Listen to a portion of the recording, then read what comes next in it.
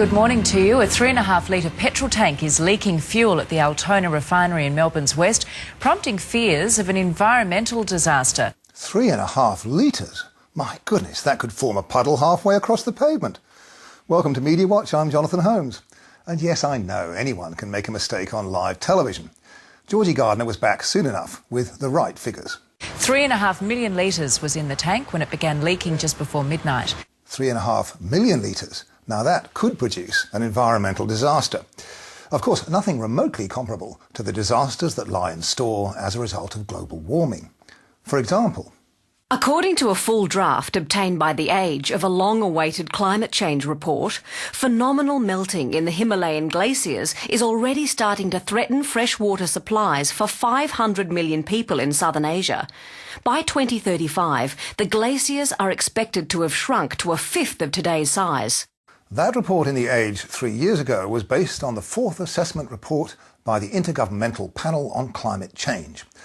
Last month, the IPCC was forced to issue a humiliating retraction. The prediction about the Himalayan glaciers was nonsense, it had to admit. The clear and well-established standards of evidence required by the IPCC procedures were not applied properly. Climate change sceptics believe the mainstream media, as well as the IPCC, are to blame. British sceptic Benny Pizer, for instance. For far too long, scientific organisations and the mainstream media did not give appropriate space to authoritative critics of inflated climate alarm. The BBC, for one, is taking those kinds of allegations seriously. BBC to launch review into allegations of bias in its science coverage. The danger, of course, is that the more a factoid fits in with the story you want to tell, the less you're inclined rigorously to check its origin. For example, here's Benny Pizer again. The reason for the manifest lack of balance is easy to understand. Unless we announce disasters, no one will listen. Sir John Horton, first co-chair of the IPCC and lead editor of the first 3 IPCC reports, stressed as early as 1994. Unless we announce disasters, no one will listen. The alarmist philosophy in a nutshell, claim the sceptics. And they've jumped on Sir John Horton's aphorism. According to an article last Wednesday in another British paper, The Independent, those words get more than 1 million hits on Google and are wheeled out almost every time a climate sceptic has a point to make.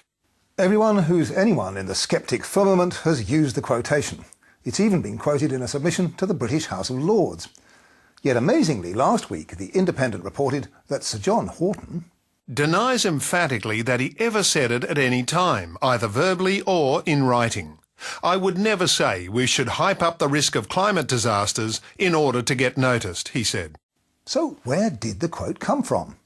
The Independent and Media Watch have both done computer searches to find the earliest use of the words, and we both came up with the same result. November 2006, in this column in the Sydney Sunday Telegraph. Stern's climate report just scaremongering. By our very own Piers Ackerman. This alarmist approach reeked of stupidity, snake oil and misguided gospel preaching, but was in line with a formula adopted by the first chairman of the IPCC, Sir John Horton, who wrote in his book Global Warming, The Complete Briefing in 1994, unless we announce disasters, no one will listen. Yet another Australian first.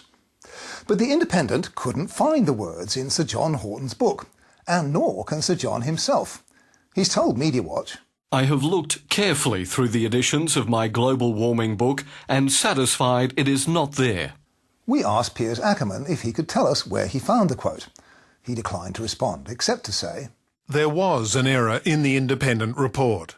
I have responded to the Independent. Well, the Independent says it didn't receive an on-the-record response from Ackerman until after it had gone to press. And what did Piers say? According to reporter Steve Connor, he said that he cannot remember where he got the quote from, but was going to check through some material he has. Not heard from him since. And Connor adds, I'm awaiting his response with interest.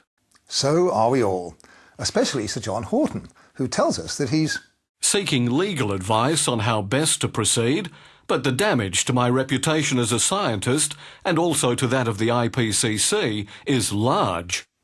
The moral, alas, is that in the climate change wars, it's hard to know who or what to believe.